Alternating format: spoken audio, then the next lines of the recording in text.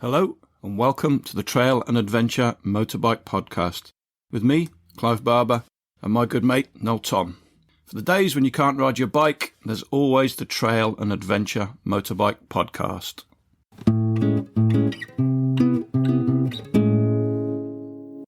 Hello everybody, welcome back to the Trail and Adventure Motorbike Podcast. It's just me and our Noel today, and we're talking about our respective trips to Norway for Noel and down to the French, Italian and Swiss Alps for me and my good lady wife Rachel.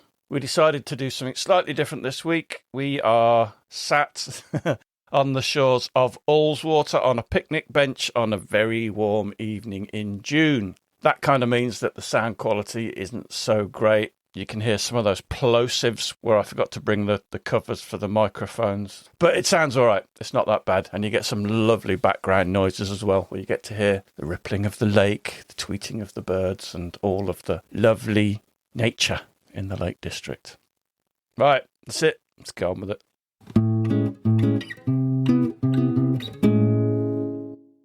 Well, this is a bit weird, isn't it? Isn't it? I feel like we should be stopping passers-by. Stop that man with the paddleboard and ask him where he got all his tattoos. We just had to wait for him to finish pumping the bloody thing up because it was so loud. Don't look at him though, he's got massive muscles. He'll probably kill us. It's Wednesday, it's 7:30, but we've actually been out on our motorbikes for some chips. We're still on our motorbike. I had fish and chips. Why didn't you have fish and chips? I like a sausage and batter. Just as a change? Yeah. Do you see it as the healthy option? Because I can tell you now it isn't. No, there's nothing healthy about those sausages. Okay. We've been away and we survived it. Well, you were away for 3 weeks, dead on, yeah. I was away for 2 weeks, so we haven't recorded for a while, so I've dropped a load of rewinds, which is interestingly, the actual downloads don't get any lower. People are quite happy to listen to the same old shite again. Really? But yeah, it's just me and you today, and we are out sitting on a picnic bench overlooking Ullswater. Yeah. Because we've just been out for chips in Ambleside.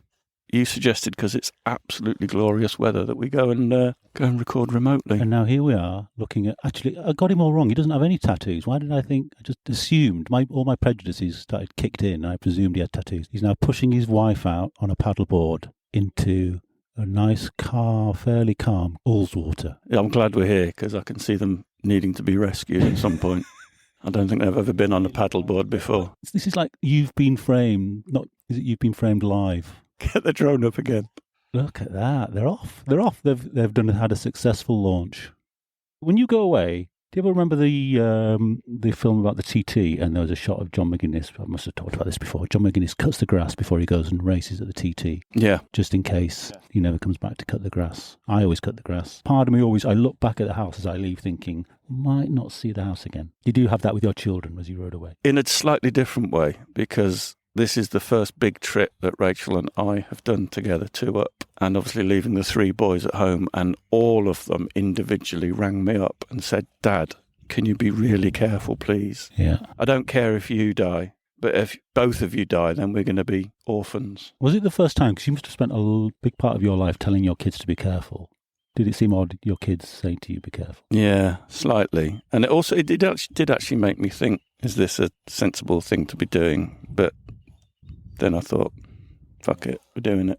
You only live once. And one of you might survive the crash. Well, yeah, hopefully. I think I've got more chance because obviously I've got handlebars to hold on to, whereas, Did she ever fall asleep on the back? No, she listened to books.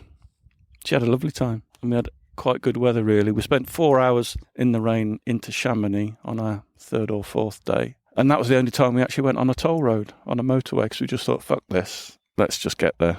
Get in the dry. You said in the lead up to this that we would talk about my trip first. We're going to do that now, and there's a reason for that, but let's not tell people.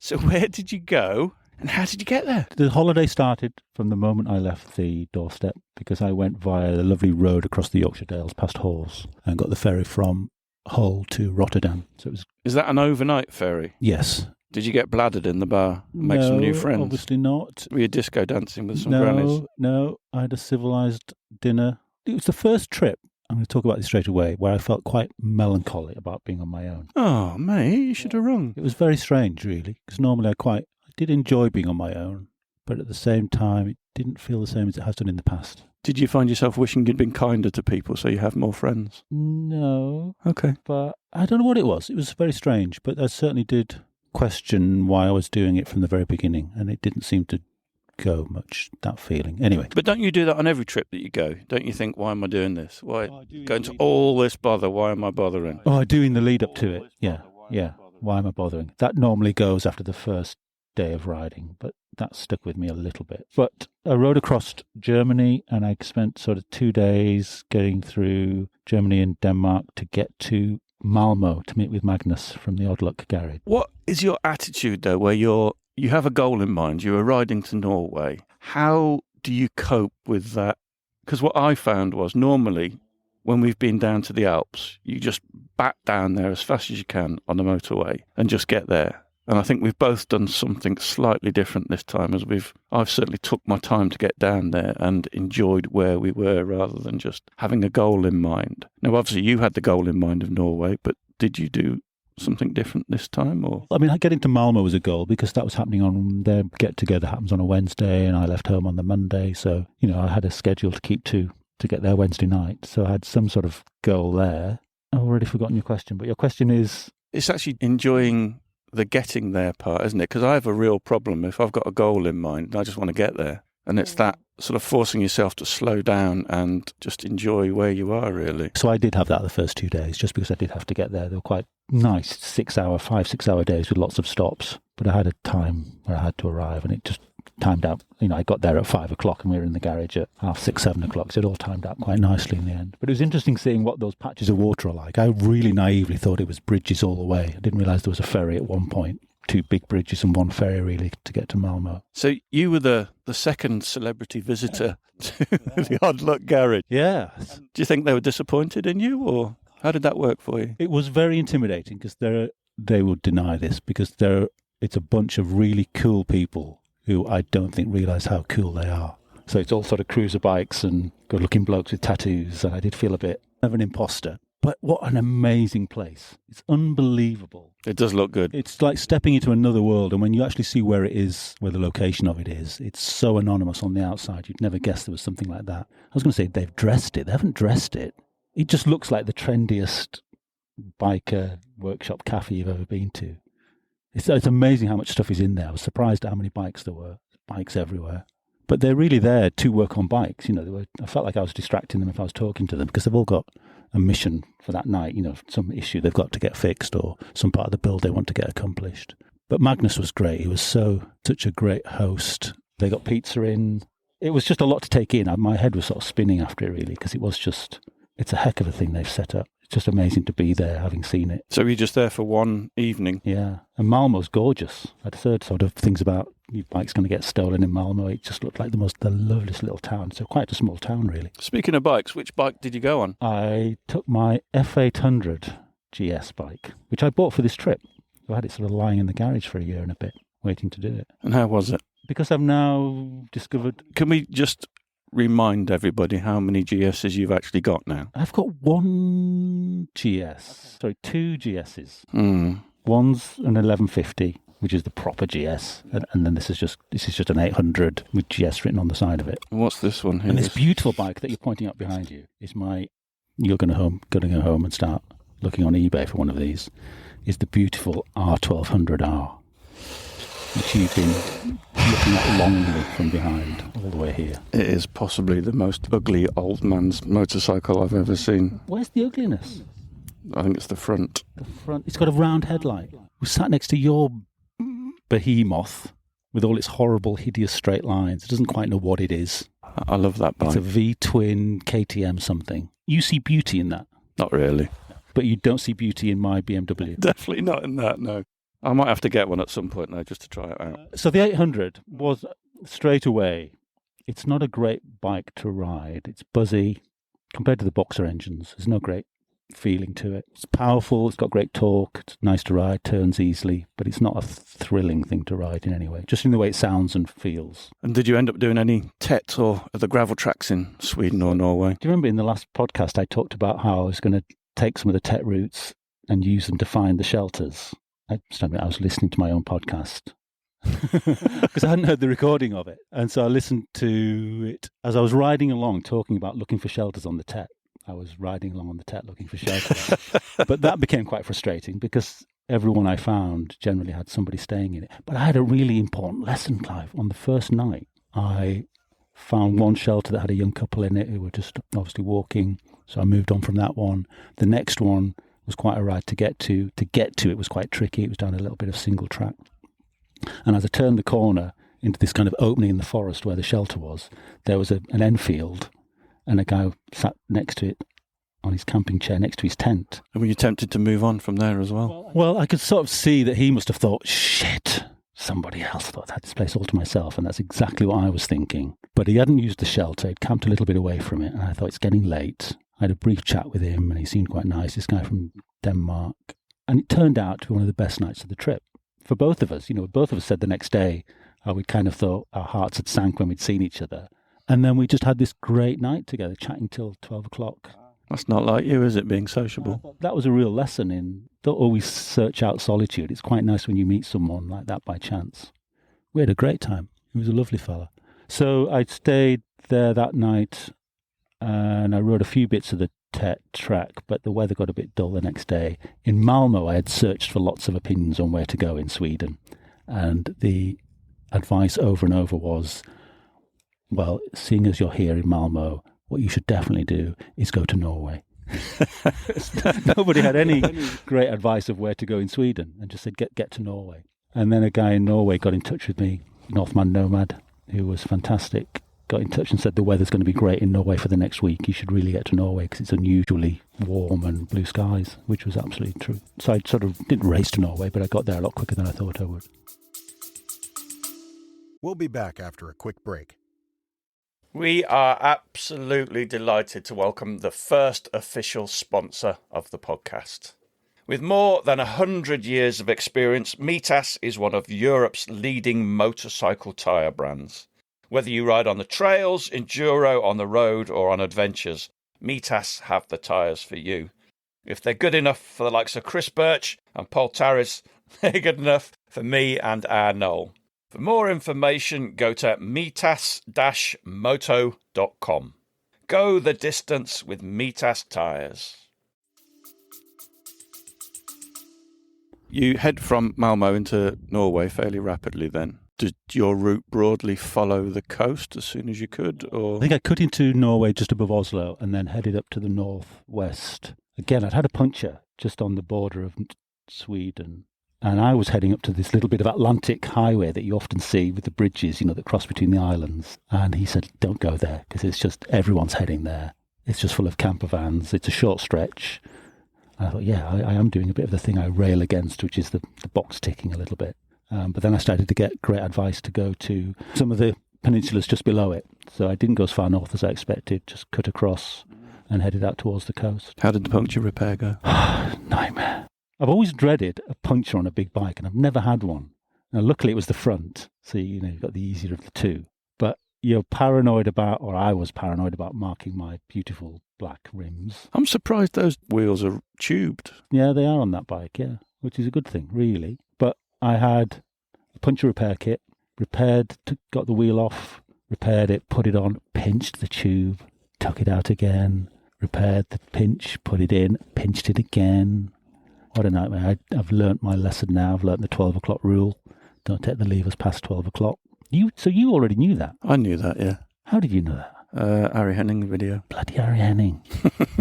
It's a longer story than I'm probably going to tell, but I did get some help from the first GS that rode past and rode to another chap's house who gave me an inner tube. Amazing. Hopefully sold me an inner tube. I'm still waiting for your invoice details. So I've fixed it successfully. But that really unnerved me getting that puncture. I was continuously paranoid that it hadn't worked and that I had a soft front tyre. Do you ever get that way? You're convinced your tyres are soft? Well, I've got a slow puncture in the front wheel anyway. That's a curse. It is very, very, very slow. So I have to pump it up like once a month or something. Is that from a puncture then? What's it? I've no idea. I've not bothered to even check it. It's so slow. I just pump it up every now and But doesn't again. a part of you think you're going to come out in the morning and find a flat tyre? Not now.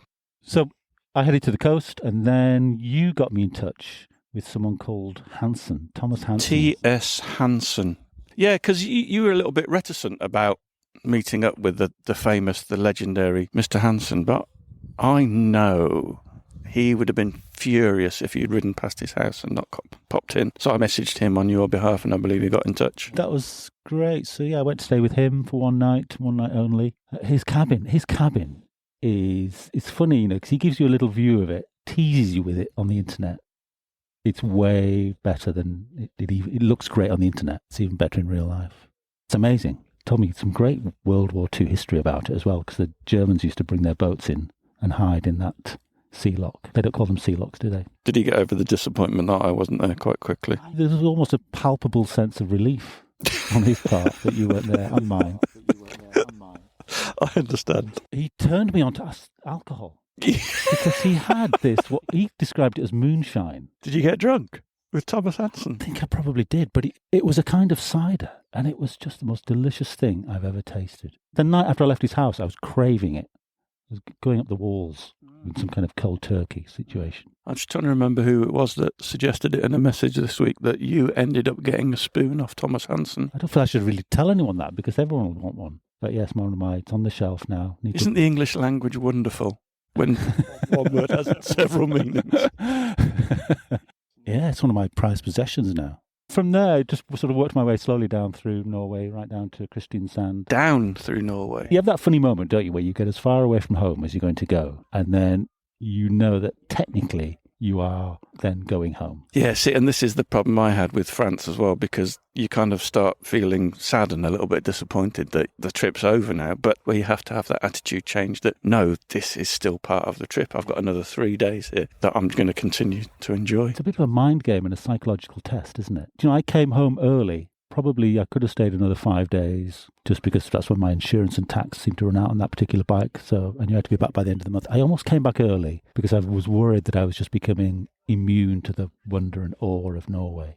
You know, every day you're just seeing incredible sights. Nick Jacobs mentioned it in one of his recent films, didn't he, that he took a day off because he was starting to take it all for granted. And I felt a little bit like that in Norway, really, where it was just became another day of incredible sights. I do want to talk about Norway a little bit more and the sights, and you've made and posted some incredible videos using your drone. So you made it look absolutely amazing. Normally, when you take footage of somewhere, sometimes you do think, gosh, it didn't look that great in real life. You don't stand a chance of showing how great Norway is. But it just looked way better than it even did in the footage, really. You seem to be wild camping most of the time. Is that a done thing in Norway? It's positively encouraged. I'm sure I've seen some of Thomas's films where he's almost in laybys. And I was finding incredible places. Somebody messaged me and said, is somebody sending you positions for all these camping spots, as if there was some kind of great guide? I was just stumbling across them. I wouldn't say it's really easy. There was always somewhere better around the corner quite often. But generally, I was finding amazing places.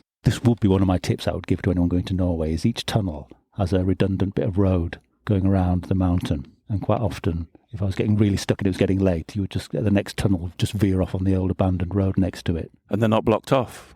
Because that tends to be the case in the Alps, don't they? They put roadblocks across, so you can no longer go on that piece of road, presumably because it's dangerous for avalanches and things. Some of them were, but a lot of them are still kind of open to at least bicycles and motorbikes. So I did use one of those one night. That was probably the least attractive place, but I could still have a fire and solitude to a certain extent. What was the most northerly point you got to? Did you tick any boxes? I didn't tick any boxes. Thomas referred to it as West Cape, but I'm not sure what the name of it is, but you're going to have to find this and drop this in later on. But not far, probably only a day's ride up from Bergen, just northwest, below the Atlantic Highway at the top of Norway. So the Norway coast then, it's famous for its fjords. Is it a case of just wherever you go, it's just phenomenal? This was the thing that frustrates Thomas, I think, when people ask Thomas. Do not message Thomas Hansen and ask him where to go in Norway, because it's a really redundant question, really, because everywhere you go in Norway is fantastic. Even from the moment you get off the ferry, really, in the south, you're straight into fantastic scenery. So if anything, I would only say there is a main route up through Norway. Avoid that, because that's probably where all the camper vans are going and everyone else is going. But every other road is absolutely stunning. And every other road has no traffic on it, pretty much. And how long did it take you to actually get to the nice bit of Norway? How many days travel before you were there? 2 days to Malmo and then a couple of days up through Sweden. So, I'm taking the long way. So the way I came back was to jump off the bottom of Norway at Kristiansand and get the ferry to Hirtshals at the top of Denmark, and then ride from Denmark back to Rotterdam for the ferry. Now that I took 4 days to do, but I know in the past I've ridden from Rotterdam to Hirtshals at the top of Denmark in 2 days. We know someone with a BMW GS 1200 who's done it in 1 day. So you could be... It's from 1 to 5 days. Yeah, you could get from the ferry in Holland to the bottom of Norway in 2 days very easily. How did you find it cost-wise? You're going to say this is very unlike me. I didn't really look at the price of anything. Jesus, you got drunk and you weren't worried about miles per gallon. That's sort of not true. Now and again I looked at just what I'd spent per day, and I was spending about 30 to 40 quid a day. Just on fuel? No, on everything. Well, that's not so bad. It's pretty good, isn't it? So fuel seemed to be about the same price. Food was kind of expensive, but food's expensive everywhere now, isn't it? It wasn't crazy. I know I went to Switzerland a few years ago, and that seemed crazy expensive, but it didn't feel like that. It's pricier, but it's not bonkers. I would come out of the supermarkets having spent 20 quid at lunchtime and think, gosh, that was expensive. But then I'd think, well, actually, that's my lunch now. That's food tonight, and there's probably enough for lunch tomorrow. Well, that's the same as here, really, isn't it? I have a feeling our prices are starting to catch up with the Scandinavian prices a little bit.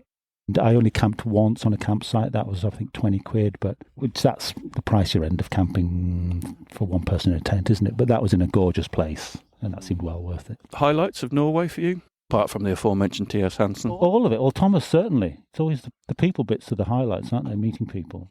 I really wanted to meet Northman Nomad, who I met through Instagram, who lives just outside Oslo, but I didn't get to meet up with him. I'm hopefully going to meet up with him on another trip sometime, I think.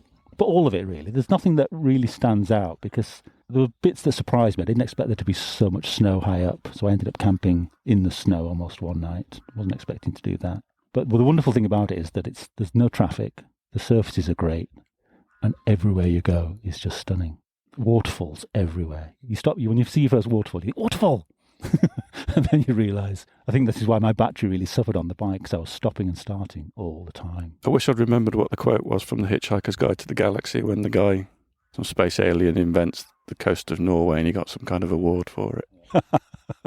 I can't remember that. Sounds ace. I still might go this year. You've got to do it at some point. It did strike me how easy it was to get there coming back, because I took a long time over it, but just because I was eking it out a little bit. It's the same as if you go to the Alps, really. The ferries weren't too bad. The ferry to go over cost me... Do you want to know what the whole thing cost? Because I have a vague idea of what it did cost. You don't have a vague idea. You know exactly how much it cost. It is a vague idea, but because probably 3 weeks away, probably came to about 1,200 quid. But about 7 or 8 of that is ferries. Ferries have gone fucking crazy, because we were going to go to Portugal and it was going to cost for 2 of us on a bike 850 quid. Yeah. And that's just insane, isn't it, to go to Spain when you can fly there for 26 quid. Bonkers. The ferry out from Hull to Rotterdam was about 180 going out and 350 coming back, just because of that 3-week difference as it got further towards summer. That's quite a lot, isn't it? Anyway, enough about me. Yeah, more than enough. That's a record, isn't it? You've never let me speak this long about a trip. It's difficult to stop you once you get going. I haven't even told you some of the amusing stories. Go on, that's what we like. We like amusing stories. I hadn't showered for about 2 weeks, probably, and I've treated myself to that £20 campsite, which had one little tiny shower. Did you go in fully dressed and wash all your clothes as well? Yeah, partially dressed, yeah. But I took in, I don't know about you, but I tend to salvage the little shampoo bottles from hotels now and again. Because it seems very wasteful just to sort of use a little bit of that shampoo bottle and throw it away. So that leaves the hotel with me. So I had a little wash bag with a few of these ex-hotel shampoo bottles. And so I take one in for my first shower in almost 2 weeks. And Sorry, for those watching in black and white, my face is distorting. And as I came to open the little plastic bottle, the cap broke off. That's not a problem, because I've got more. All that means is that I'm going to have an extra luxurious shower with tons of shampoo for my incredible head of hair. You haven't questioned this yet, the fact that I'm taking shampoo into the shower. Oh, that's the point. You haven't got any hair, have you? Old habits. So there I am with a little tiny bottle of shampoo, and the cap has broken off. So I pour a massive amount into my cupped hand. But the viscosity looks slightly unusual. Ooh, where's this going? Very, very dark green. It reminds me almost of the chainsaw oil that I use. which is also dark green.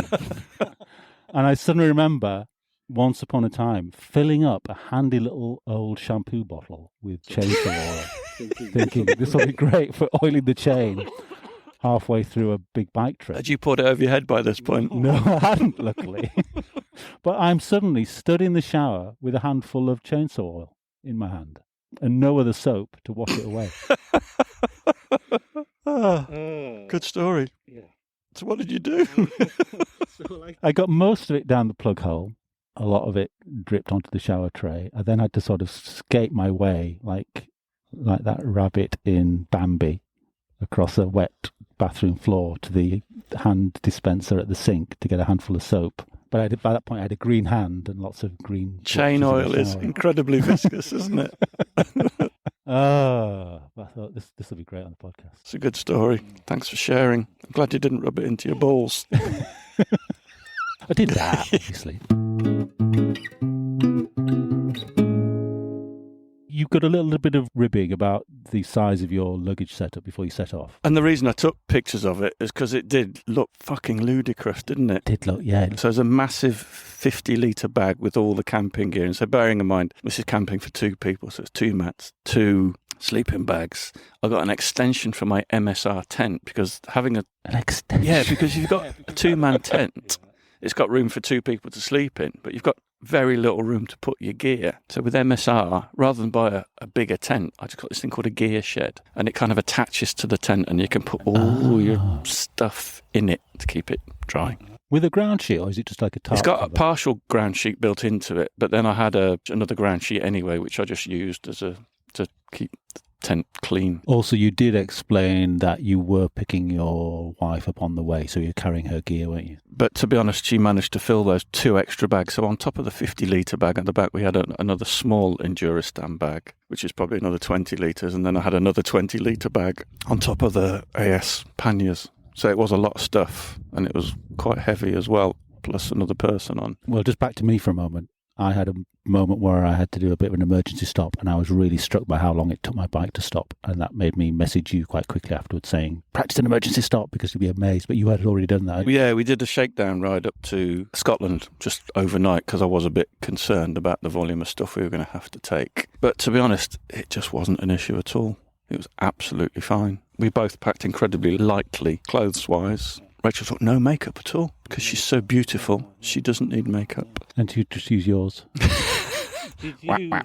You had a destination in mind, didn't you? Because you were staying at a friend's house. Yeah. Did you take it easy to get there? The idea was, because whenever we've been and we've done the big road trips, we've basically straight down to the ferry or the Channel Tunnel in a day, which from where we live is a good 450 miles, and then 2 days straight down to the Alps and then start enjoying the roads down there. But I'm kind of thinking I don't really want to do that because there's a lot of France you just don't see, and France is pretty beautiful wherever you are. We actually spent 3 nights travelling down. What I tend to do is aim for the national parks, the green bits on the map, and then once you get there you can just find a campsite, because camping in France, I've said it before, very easy. Every town has a municipal campsite which costs about €6-10, and they're always really nice. So were these mainly D roads between the national parks? I basically just used my Garmin XT, which has got a windy road function on it. So you just tell it where you want to go and you just say, take me on a windy road. So we use that in a combination with Kalimoto sometimes as well. This is the Zumo XT. Yeah. I need to get one of these. Then you tell it to exclude, don't take me on any toll roads, don't take me on any motorways. We were doing fairly short distances, but we were riding for about 6 hours,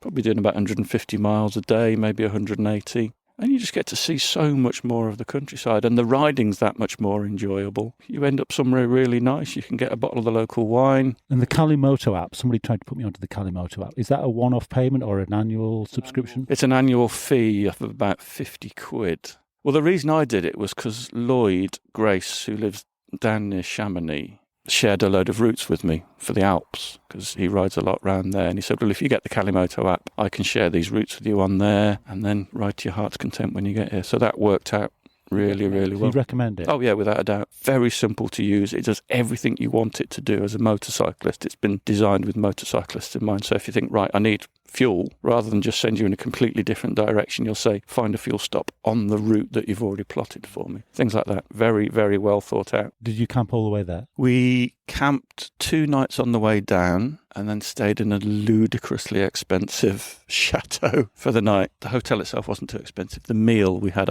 Rachel doesn't know how much the meal cost. I'm too embarrassed to tell you how much this cost because it was ridiculous. It was very, very nice, but insane. Well, thank goodness it was nice. But really, it was an experiment to see if Rachel actually liked big motorcycle trips. And she did. She absolutely loved it. When you were there, did you sneak off at any point to ride by yourself? Not once. Did you not? No. You're not yearning to do that? No, not really. Oh. She's a great passenger. You barely know she's on the back. We did a few days we left all the camping kit at the apartment that we'd borrowed in Chamonix, and then just went off riding for 3 days without all the camping gear. And you barely know she's on the back. She's just a natural. So that was lots of twisties, presumably, out from Chamonix. Yeah, lots of hairpins and 12-mile mountain passes. We got a great route, actually, from Simon Weir, and he sells these GPX files for like £2 a go. But it was like a 200-mile route that took you through St Bernard's Pass, Putty St Bernard's Pass, and that was remarkable. It takes you into Italy and into Switzerland, and Rachel was really keen to stay in Italy, so we ended up hotelling in for 2 nights in different spots in Italy. Great food, great wine. Do you know, food on these trips is quite important to me. I just like going to foreign supermarkets as well and buying nice things and eating Mystery cans of fish. No cans of fish. What's your go-to? What do you buy in a foreign supermarket? Cheese, wine, pasta, fresh pasta, bread, and of course, France, croissants, fresh croissants every morning without fail. We'd pack up, maybe make a cup of coffee or a cup of tea in tent, and then ride to the nearest boulangerie. And no dodgy moments? I don't mean within your relationship on the motorbike. No.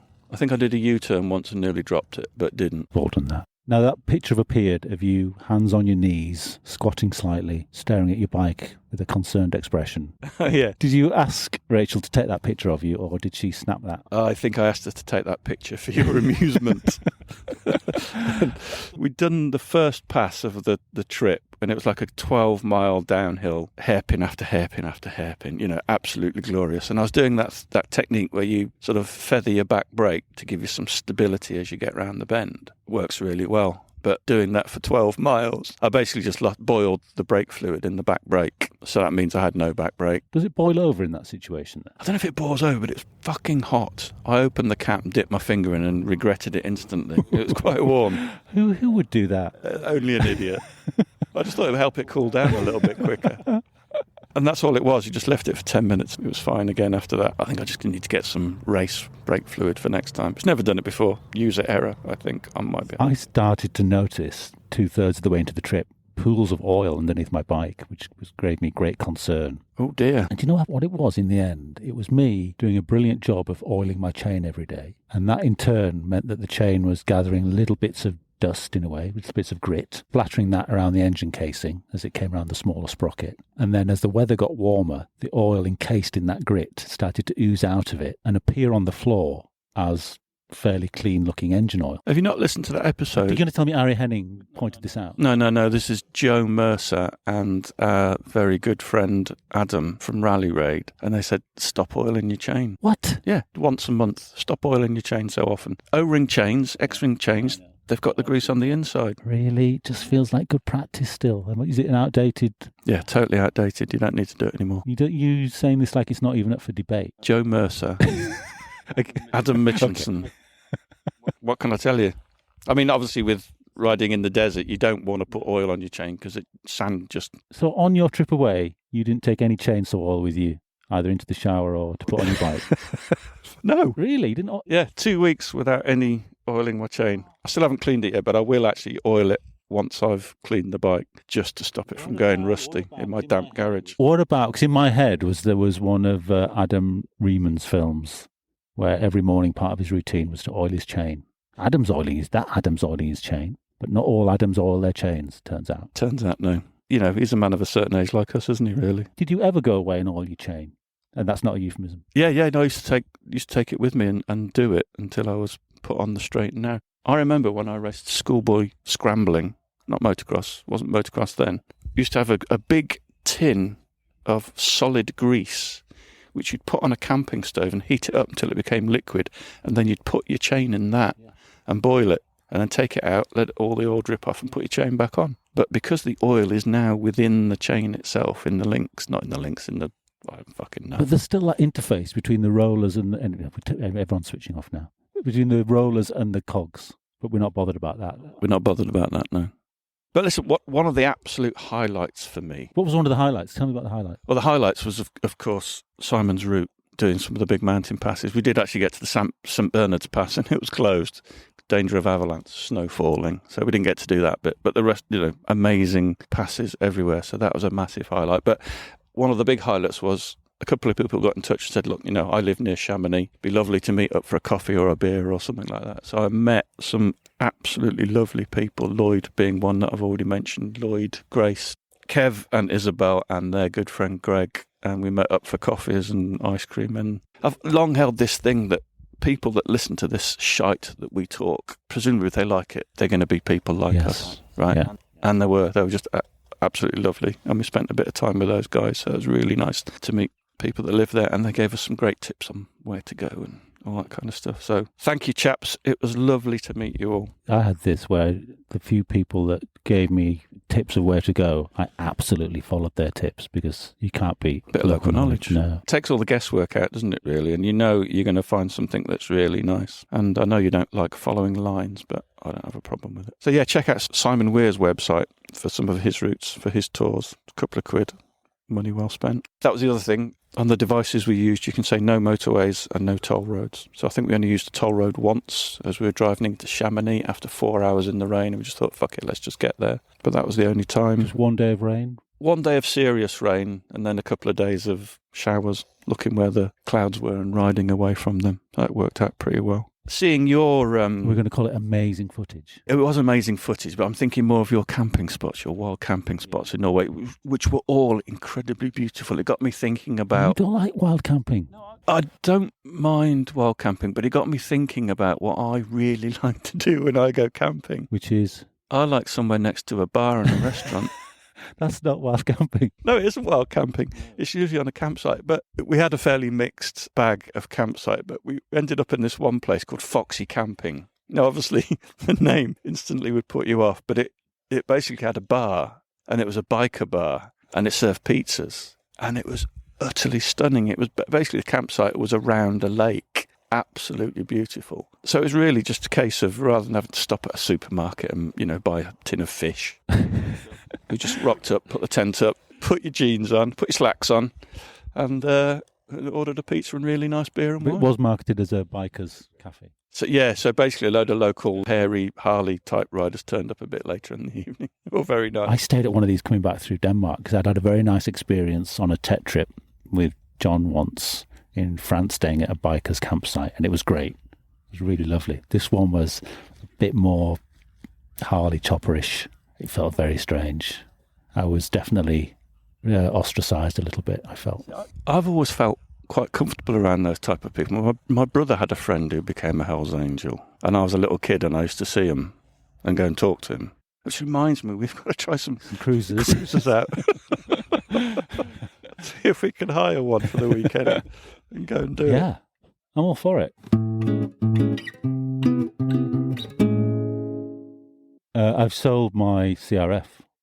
Should we talk about that? Don't think we should. Why? Bearing in mind this is the trail and adventure motorbike podcast. Yeah, well, I've still got one foot in the adventure camp. My foot has been taken out of the trail camp a little bit. You've still got your XR though, haven't you? Yeah, I've still got two bikes with knobbly tyres. But I put my CRF up for sale. It was not snapped up. I couldn't believe it. Well, it's the mileage, isn't it? It's got quite high miles on it. Yeah, high miles, 36-ish, I think. As our friend Nick has experienced, he managed to break his engine. You can get a new engine for $1,000. Yeah, it's very easy to do. But anyway, it has now gone. Who bought it? Anybody we know? A lovely man in Somerset who will be chuffed to bits with it, because it was a brilliant bike. Did you leave the TAMP podcast stickers on it? Yeah. Did he recognise Noel from the TAMP podcast? I don't think he even knew. Can you imagine? There are some people out there who don't know who I am. How do you tell people about the podcast who don't know about it? Because it sounds a little bit shitty, doesn't it, to say, don't know if you've heard of the... It's that thing, how do you tell somebody that you do a podcast without, I do a podcast? You tell everybody, don't you, obsessively? There's no good way of doing it, is there? Because if someone hasn't heard of it, it's already not going well. Yeah, why would you even? Yeah, I just don't tend to mention it really. If they're not interested in motorbike or if they're not interested in off-road stuff, yeah, I wouldn't even mention it really. Can we do this more often? This going out and just. Well, as long as it's 21 degrees in an evening in the Lake District and dry. I mean, look, you just get to look out. I feel like we haven't got enough background bird noises and things. I'm going to turn the volume up, see if I can capture some. Shut up for a minute.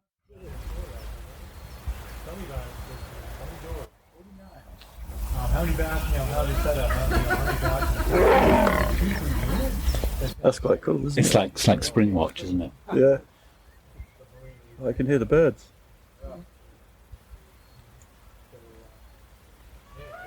Yeah, them fellas talking. Yeah. Oh. That's quite cool.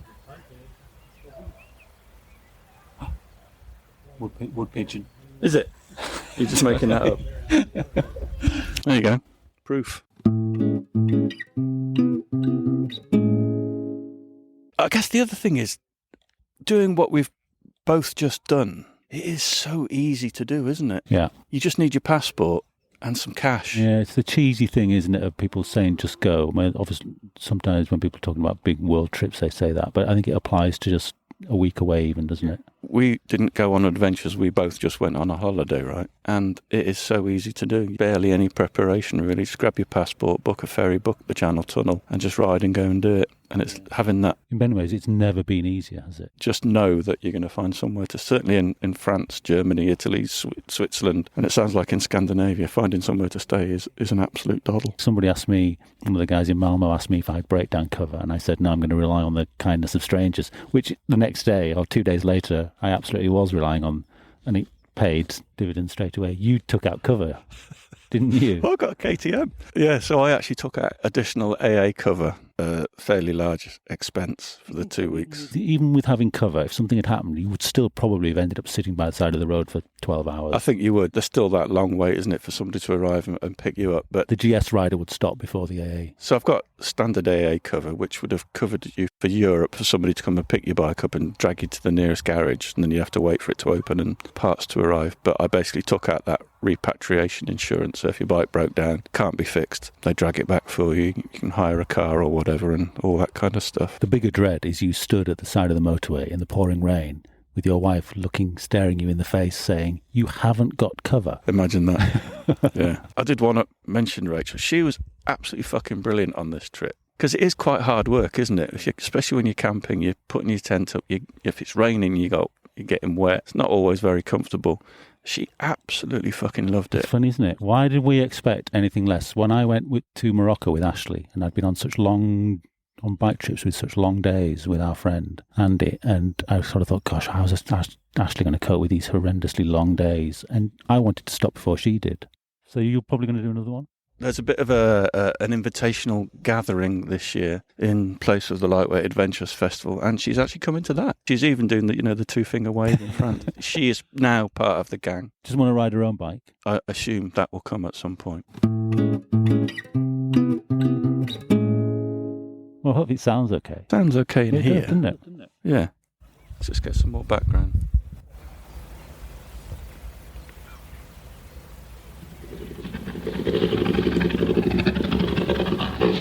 Oh shit, don't move.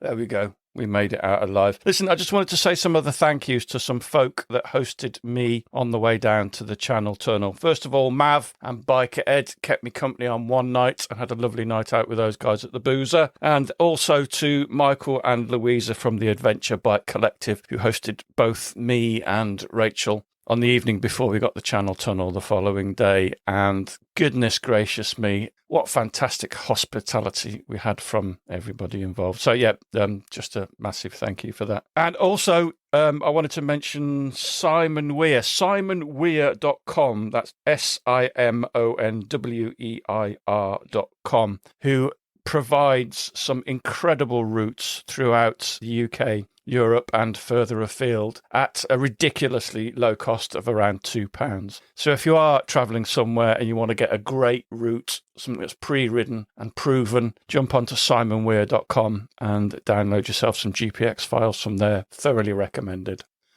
See you at ABR, hopefully. So this is the Monday before ABR, and yeah, very much looking forward to that. I have a ticket from Thursday through to Sunday. Noel may actually be coming now, just for the Thursday and Friday, if we can get him sorted with a ticket. So hopefully, see you there. And if you do make it there, we will be chatting in the TRF tent on Friday at 2 p.m. It'd be lovely to see as many of you there as possible. And then maybe we'll go for a beer afterwards. Splendid. See you later.